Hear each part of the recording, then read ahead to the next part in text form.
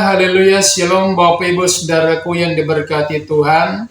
Salam jumpa kembali bersama dengan saya dalam channel ini, dan besar harapan saya kiranya Bapak Ibu Saudara-saudara sekalian terus diberkati Tuhan, dilindungi, bahkan senantiasa disehatkan oleh Tuhan. Kesempatan yang berharga ini Bapak Ibu Saudara-saudara, saya akan menyampaikan tentang sesuatu yang sangat penting yang berkaitan dengan berita-berita yang sedang hangat dibicarakan di hari-hari terakhir ini, ya, terutama melalui media sosial, TV nasional maupun TV-TV swasta, di mana berita-berita yang disampaikan itu berkaitan dengan gempa bumi yang akan terjadi di Indonesia, di bangsa kita yang tercinta ini. Nah, gempa bumi itu dikatakan gempa bumi megatrust. Ya, dalam berita-berita yang disampaikan itu bahwa gempa bumi kali ini merupakan gempa bumi yang terdahsyat dan gempa bumi yang sangat mengerikan. Dan Bapak Ibu Saudara-saudara, apa yang saya sampaikan ini bukan untuk menakut-nakuti Bapak Ibu, tidak.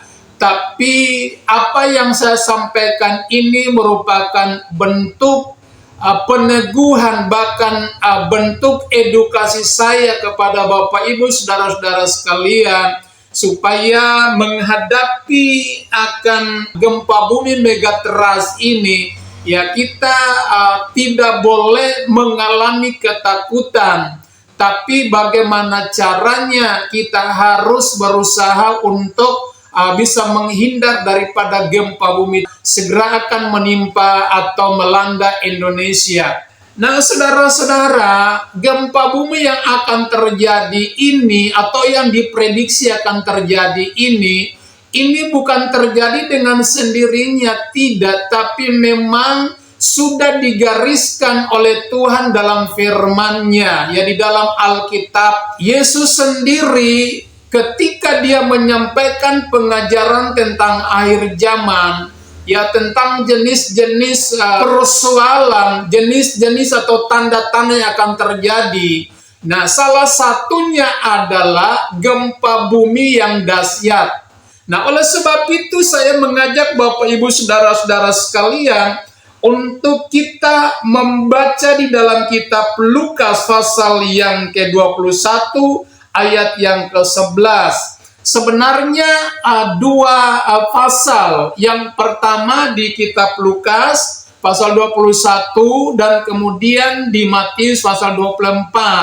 Namun kali ini saya mengambil dalam kitab Lukas pasal yang ke-21 ayat yang ke-11.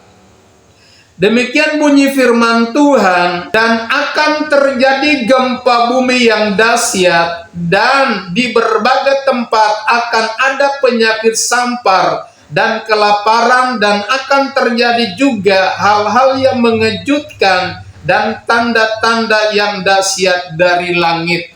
Jadi kita lihat bahwa penyakit sampar kita telah melewati, tapi yang saat ini, ya, akan terjadi, yaitu gempa bumi yang dahsyat. Nah, saudara-saudara, jadi gempa bumi yang sudah dinubuatkan oleh Yesus ini, saya mau katakan bahwa lambat atau cepat itu pasti terlaksana atau terjadi. Karena setiap nubuatan itu pasti digenapi di atas muka bumi ini. Nah, saudara-saudaraku yang diberkati Tuhan, bacaan yang kita baca dalam Lukas pasal yang ke-21 ayat yang ke-11 ini punya kaitan dengan kitab Wahyu. Wahyu pasal yang ke-6 ayat 12 sampai dengan 17, ya. Demikian firman Tuhan. Maka aku melihat ketika anak domba itu membuka meterai ke-6, sesungguhnya terjadilah gempa bumi yang dahsyat, dan matahari menjadi hitam bagaikan karung rambut, dan bulan menjadi merah seluruhnya bagaikan darah. Nah, saudara-saudara, gempa bumi megatrust yang sudah disiarkan, ya sudah disampaikan ya melalui media sosial dan seluruh TV-TV nasional di Indonesia, ini saya mau katakan bahwa punya kaitan dengan pembukaan meterai ke-6. Ya, punya kaitan dengan pembukaan meterai ke-6, karena ketika anak domba itu membuka meterai ke-6, maka terjadilah gempa bumi yang dahsyat.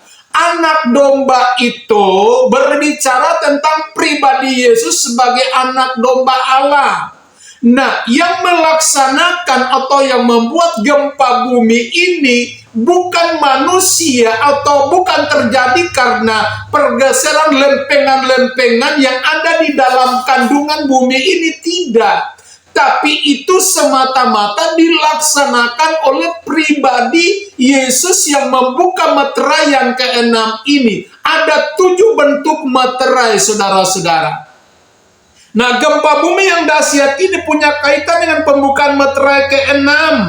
Saya bacakan ulang satu kali lagi, saudara-saudara. Maka aku melihat, Yohanes melihat ketika anak domba itu membuka meterai yang ke-6, sesungguhnya terjadilah gempa bumi yang dahsyat. Jadi gempa bumi ini belum terjadi sejak dunia dijadikan. Sampai dengan saat ini baru mau terjadi. Nah, oleh sebab itu saudara-saudaraku, saya harus jujur mengatakan bahwa tidak ada satu kekuatan yang bisa membendung, atau tidak ada satu manusia pun yang bisa menghambat kegenapan firman terjadi di atas muka bumi ini.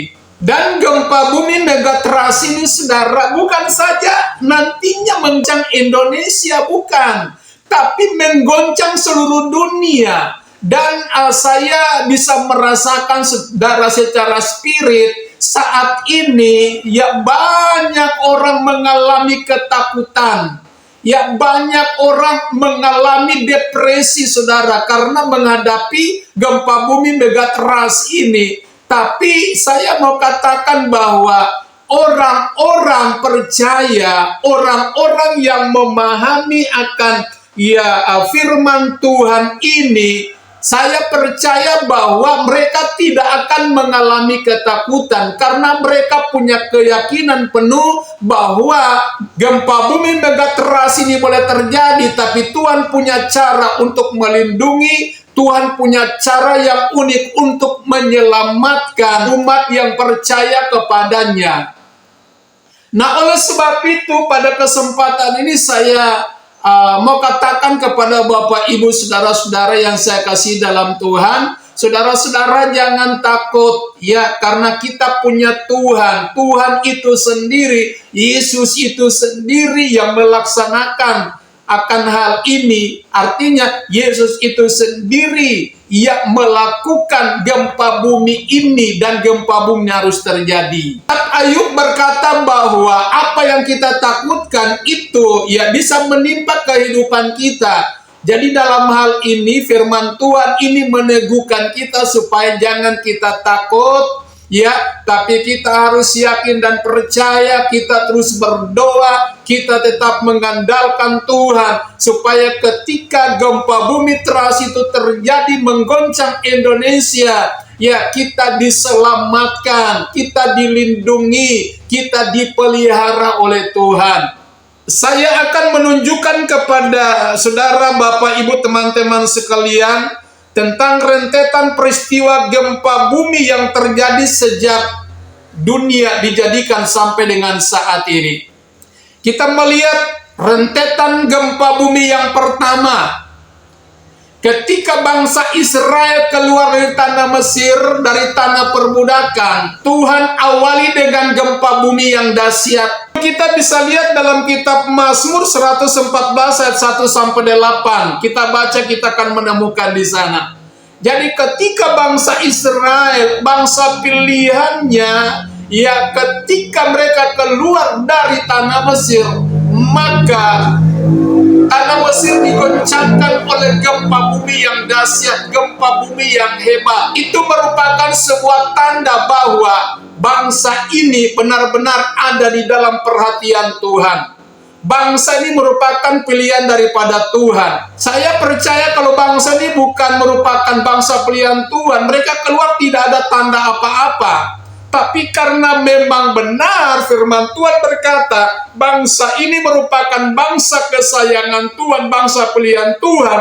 Itulah sebabnya ketika mereka keluar, ya tanda itu terjadi di tanah Mesir. Supaya orang-orang Mesir tahu, Raja Firaunnya tahu bahwa ya bangsa ini memang benar-benar adalah merupakan bangsa kesayangan daripada Tuhan.